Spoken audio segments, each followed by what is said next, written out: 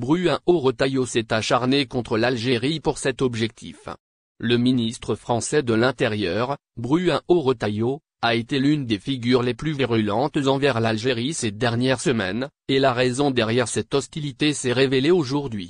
Tout a été minutieusement calculé dans le parcours de Bruno Retailleau depuis sa nomination au poste de ministre de l'Intérieur, dans le gouvernement de Michel Barnier, le 5 septembre 2024.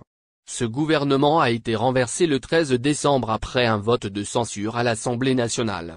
Dès son arrivée au ministère, Retailleau a occupé le devant de la scène en attaquant les migrants et l'islam.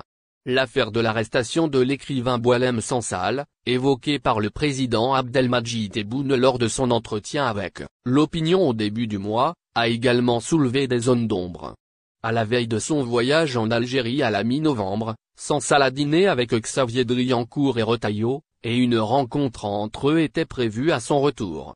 Retailleau a exploité cette affaire à son avantage pour attaquer l'Algérie, sachant que s'en prendre à ce pays est une stratégie efficace pour séduire l'extrême droite en France.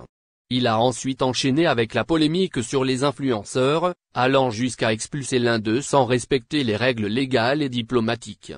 Ce parcours l'a conduit aujourd'hui, mercredi, à annoncer officiellement sa candidature à la présidence du parti Les Républicains, où il affrontera ouvertement le favori Laurent Wauquiez.